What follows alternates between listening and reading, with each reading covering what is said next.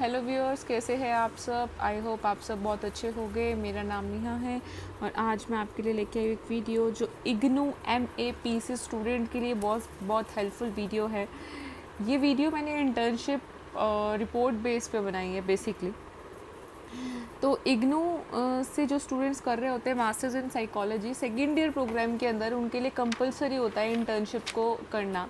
Internship उनको करनी होती है अपनी ही ऑर्गेनाइजेशन, यानी जिस पर्टिकुलर फील्ड से वो कर रहे हैं। यानी इसका मतलब ये हुआ, MAPC 3 पार्ट्स में डिवाइडेड है। MAPC आप अपने इंटरेस्ट बेस पे सेकेंड ईयर में अपना चूज़ करते हैं, जैसे क्लिनिकल, काउंसलिंग एंड इंडस्ट्रियल। ये सेकेंड ईयर में आपको ऑप्शन मिलते हैं, आप इसके अकॉर्डिंग जिसमें भी आप इंटरेस्टेड हो उसके आगे अपनी स्टडी को कंटिन्यू करते हैं सेकेंड ईयर में, राइट।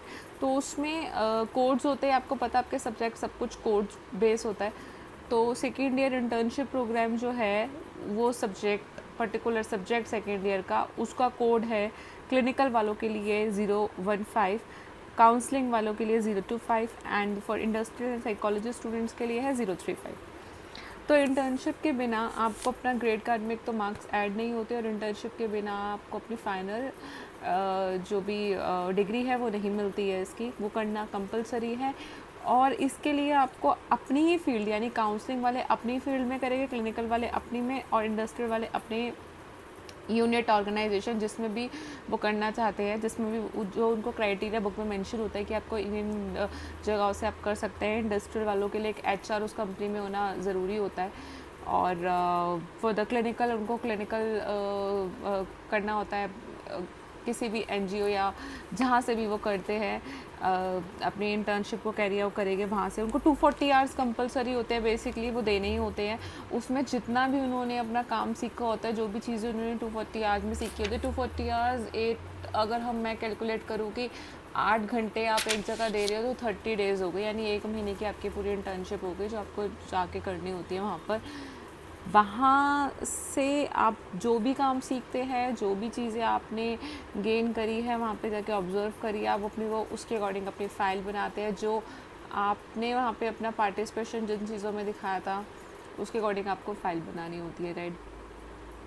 तो जनरली बच्चे जिस फील्ड में होते हैं उसके अकॉर्डिंग अपनी फील्ड तो चूज़ कर लेते हैं। जैसे इंडस्ट्री वाले क्या करते हैं कि जहाँ पे भी वो वर्किंग होते हैं अपनी ही ऑर्गेनाइजेशन, जनरली मैं सबके लिए नहीं कह रही हूँ, तो अपनी ऑर्गेनाइजेशन से अपनी इंटर्नशिप दिखाते हैं, और फिर उनको फ़ाइल बनाने में भी बहुत दिक्कत आती है। उनको पता ही नहीं है कि अपने केसेस को कैसे लिखना है, और फाइल को कैसे बनाना है, पेजेस को कैसे फॉर्मेटिंग करनी है, केस कैसे कैसे होते हैं, क्या किस चीज़ पे बनाएं। मतलब वो तो सेम ऑर्गेनाइजेशन से कर रहे हैं। अगर आप बाहर जाके एक अलग ऑर्गेनाइजेशन पे काम करते हैं और इंटर्नशिप करते हैं तो आप अलग से चीज़ें सीख सकते हैं, बट अपनी एक ऑर्गेनाइजेशन में हर चीज़ को ऑब्जर्व करना ये टफ भी पड़ता है मेरे अकॉर्डिंग। और बेसिकली हम बात कर रहे हैं रिपोर्ट की, तो रिपोर्ट बनाने के लिए आपको क्या क्या चीज़ों की ज़रूरत है और आप रिपोर्ट खुद से कैसे बना सकते हैं, ये मैं आपको उसमें सिखाना चाह रही थी। तो आज का ये वीडियो तो तीनों कोर्स के लिए बेस्ट रहेगा, आप तीनों कोर्स स्टूडेंट देख सकते हैं। बट जो आगे का फर्दर वीडियोस है वो इंडस्ट्रियल एंड ऑर्गेनाइजेशन साइकोलॉजी के लिए रहेगा। और मैंने भी इंडस्ट्रियल ऑर्गेनाइजेशन साइकोलॉजी से किया है अपना मास्टर्स इग्नू से, तो मैं भी इसमें आपको वो सब चीज़ें बताऊँगी जो मेरे साथ प्रॉब्लम आई थी, जो मेरे लिए मेरी जर्नी रही थी कि मुझे कितनी प्रॉब्लम आ रही थी, क्योंकि मैंने भी अपनी सेम ऑर्गेनाइजेशन से अपना दिखाया था। तो फाइल को कैसे बनाया था, कैसे किस हिसाब से मार्क्स मिलते हैं, आपको बिल्कुल भी ज़रूरत नहीं है बाहर जाके मार्केट में चार्जेस पे करने की। आप खुद से बनाइए, अच्छा सा बनाइए, और बेस्ट मार्क्स मिलते हैं अगर आपकी खुद की क्रिएटिविटी उसके अंदर होती है। आउटसाइड मटेरियल उठाने पे और भाई यूनिवर्सिटी को पता चल जाता है ये आउटसाइडर बंदे ने उठाया है, या तो वो रिजेक्ट हो जाता है, रिजेक्ट नहीं हुआ तो उसके मार्क्स वैसे ही बहुत कम हो जाते हैं। तो अच्छा रहेगा अगर अपनी क्रिएटिविटी अपना ही सब कुछ इसमें आप डालें, अपनी नॉलेज इसमें डालें, तो वो बहुत अच्छा रहेगा। चलिए आगे का वीडियो शुरू करते हैं। तो इंटर्नशिप रिपोर्ट बनाने के लिए आपको मैंने फर्स्ट पॉइंट ये बता दिया कि आपको 240 आवर्स देने ही देने हैं, अपने अपनी ऑर्गेनाइजेशन के अकॉर्डिंग आप अपना आगे चलिएगा। जब हम अपनी इंटर्नशिप रिपोर्ट बनाते हैं तो सबसे पहली चीज़ आपको ध्यान रखनी है, जो फ्रंट पेज होगा आपका इंटर्नशिप प्रोग्राम का वो टाइटल पे होगा। टाइटल यानी किसी भी बुक, कोई भी बुक आप उठा लो, हर बुक का एक टाइटल पेज होता है, उसका कवर पेज होता है। ये इसका टाइटल पेज है, master degree program in psychology का, हैंडबुक इन इंटर्नशिप, ये इसके कोड्स लिखे हैं, ये इग्नू का लोगो और उसका एड्रेस वगैरह सब मेंशन है, ठीक है इसमें। ये इसका टाइटल कह सकते हैं आप, इसका टाइटल पेज हो गया। तो आपने अपनी बुक का टाइटल पेज बनाना है, जिसमें आपने क्या लिखना है, आपने लिखना है अपना नेम। सबसे पहले आप इग्नू का आगे लोगो लगा सकते हैं, वो आपको गूगल से मिल जाएगा, आप कॉपी पेस्ट करिए और उसको लगाइए। और आपको ये फाइल वर्ड पे बनानी है, ये आपको पता होगा। 12 न्यू रोमन का आपको एक वो फॉर्मेट लेना होता है रिटर्न का, आपको उसके अकॉर्डिंग ही अपना ये करना है, रिटर्न लिखनी है, अपने वर्ड फाइल पे करना है काम। तो ये सब मुझे बताने की ज़रूरत नहीं है, अभी स्टूडेंट्स को पता है कि रिटर्न अब नहीं होता, रिटर्न आपको लिखनी नहीं है, फाइल ऐसे नहीं बनानी है, आपको वर्ड फाइल बनानी है। तो गूगल से सबसे पहले आप फ्रंट पेज रेडी करने के लिए इग्नू का लोगो उठा सकते हैं, वहाँ पे पेस्ट करिए, अपना नेम लिखिए, इनरोलमेंट नंबर लिखिए, अपना सेशन लिखिए, सेशन कौन से ईयर के आप स्टूडेंट हैं, रजिस्ट्रेशन जो सेशन होता है आपका, राइट। उसके बाद आप नीचे लिखिएगा कि आपका स्टडी सेंटर नहीं, name, enrolment number, study centre हो गया, सेशन हो गया, और आपका रीजनल सेंटर हो गया। ये बेसिक इन्फॉर्मेशन आपने टाइटल पेज में डाल दी है। नीचे आप अपनी ऑर्गेनाइजेशन का नेम लिख के फ्रंट पेज को छोड़ दीजिए। पेज नंबर 1 हो गया। नेक्स्ट पे चलते हैं। नेक्स्ट आप लगाएंगे अपना डिक्लेरेशन फॉर्म। डिक्लेरेशन फॉर्म आपकी बुक में दिया हुआ है, जो आपको मास्टर्स की इंटर्नशिप की हैंडबुक मिली है। मैं आपको फिर भी एक बार दिखा देती हूँ। डिक्लेरेशन फॉर्म अपेंडिक्स 1 पे है। इसमें आप अपनी डिटेल फिल करेंगे, इसमें अपना नेम फिल करेंगे, किस सेशन के आप BS फिल करेंगे, स्टडी सेंटर कोड लिखेंगे, रीजनल सेंटर कोड लिखेंगे, ठीक है। यहाँ पे आप जिस ऑर्गेनाइजेशन से कर रहे हैं वहाँ का नाम, आपके साइन, आपका नेम, आपका enrolment number, date and place. This is declaration form. Second आ गया रेफरेंस लेटर। रेफरेंस लेटर भी आपकी बुक में दिया हुआ है।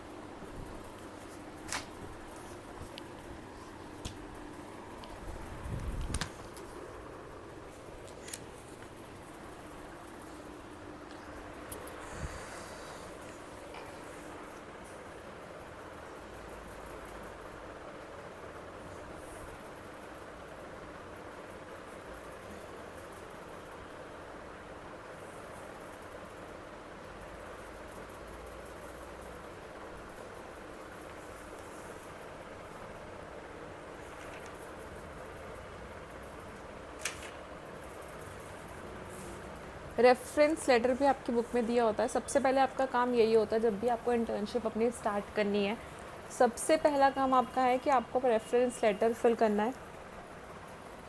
2, जिस ऑर्गेनाइजेशन से आप कर रहे हैं वहाँ के इन्फॉर्मेशन लिखेंगे, आपका नेम, इनरोलमेंट नंबर,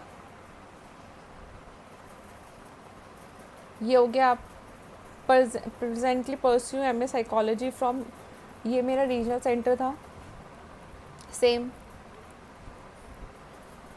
ये आपने देख लिया।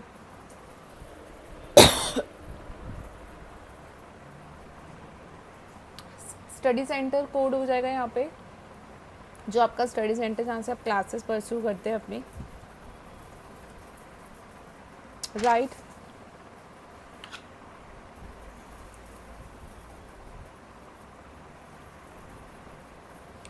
सबसे पहले आपका काम ये होगा कि आपको इसको फ़ोटोकॉपी कराना है, अपने स्टडी सेंटर में इसको फिल करके सबमिट करना है। वो इस पर साइन करेंगे कि आप इस ऑर्गेनाइजेशन से कर सकते हैं, ये वैलिड ऑर्गेनाइजेशन है। ये साइन करने के बाद आप इसको अपने पास रखिएगा।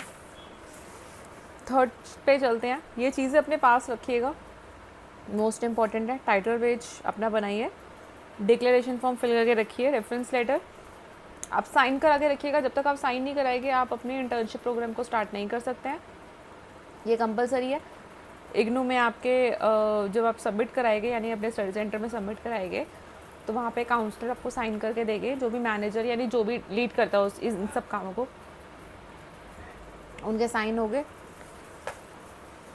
कंसेंट लेटर एजेंसी सुपरवाइज़र के साइन होते हैं इस पर कि आप उनके अंडर में कर रहे हैं, यानी उनका नेम वगैरह, जो जैसे इंडस्ट्रियल वालों के लिए एचआर हो गई, तो एचआर वाले अपना इन्फॉर्मेशन मतलब वो एचआर फिल करेगी कि हाँ ये बंदा, ये जो भी है XYZ, ये मेरे अंडर से अपनी अपनी इंटर्नशिप को परस्यू कर रहे हैं।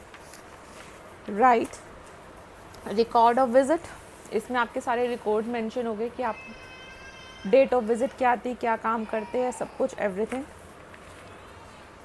इवैल्यूएशन शीट होगी आपकी, इवैल्यूएशन शीट हो गई, ये एजेंसी सुपरवाइज़र फिल करता है, यानी अगर आप HR जिसके भी अंडर में काम कर रहे हैं, ये सारी मार्किंग इसमें वही करेगा, ये सारा उसका काम होगा। ये एंड में काम आती है हमारे, ये सब अपने पास फोटोकॉपी करके रखिएगा जहाँ से भी आप इंटर्नशिप कर रहे हैं, वही आपको ऑब्जर्वेशन बेस पे मार्क्स देता है।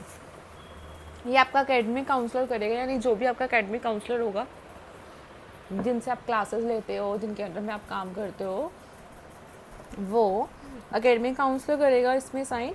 एकेडमिक काउंसलर से रेगुलरली टचअप में रहना, जब भी आप अपनी रिपोर्ट लिखते हो, जो भी काम कर रहे हो, वो उसी बेस पे मार्क्स देता है आपको, ऑब्जर्वेशन बेस पे। राइट, नेक्स्ट इवैल्यूएशन हो गया। फिर आ जाएगा हमारा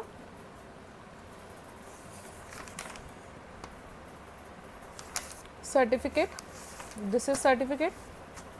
ये सारे काम हमारे एजेंसी सुपरवाइज़र के हैं, लेकिन ये सारे काम हमारे एंड में, बट इसकी फ़ोटोकॉपी करके अपने पास रखिए। जैसे ही फाइल कंप्लीट होगी, हम अपना आगे का काम इसको फिल करके अपना सबमिट का काम करेंगे। मतलब ये बिल्कुल रहना नहीं चाहिए, क्योंकि अगर आप रेगुलर इंटर्नशिप कर रहे हो ना, तो ये अपने पास फाइल में आपको रखना होता है।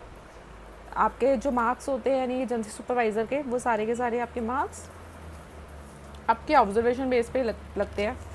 आप काम कैसे कर रहे हो, क्या कर रहे हो, कितनी ऑनेस्टी से काम किया आपने, इन सब बेस पे।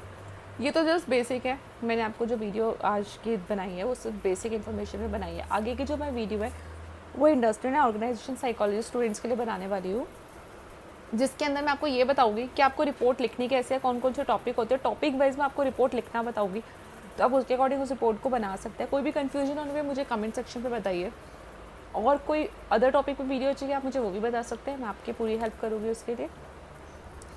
सो आज के लिए thank you so much. Video पसंद आए तो सब्सक्राइब करिएगा। आगे की वीडियो आपको किस बेस पे चाहिए, आपको केसेस के ऊपर भी चाहिए, मैं वो भी बनाने वाली हूँ, तो प्लीज़ मुझे कमेंट सेक्शन में बताइएगा, ताकि मैं जितनी जल्दी वीडियो हो उसके अकॉर्डिंग बनाऊँ। मेरा प्लान ये था कि मैं आगे की जो वीडियोज़ होगी वो टॉपिक वाइज बनाऊँगी। जैसे इंडस्ट्री वालों का एक टॉपिक ले लिया मैंने, वर्क मोटिवेशन, तो उसके ऊपर वो केस कैसे लिखे, पूरा केस लिखना बताऊँगी, रिपोर्ट लिखनी बताऊँगी, कंक्लूजन करना बताऊँगी, टेस्ट कैसे कंडक्ट करना है उसके अंदर वो बताऊँगी, उसको आप कैसे क्रिएटिव बना सकते हो अपनी रिपोर्ट को, वो भी बताना चाह रही थी मैं आपको। पर उसके लिए आपको मुझे कमेंट सेक्शन में बताना होगा, सब्सक्राइब करना होगा ये चैनल, तो मैं आगे की वीडियोज़ जल्दी से जल्दी बनाऊँगी। Thank you so much.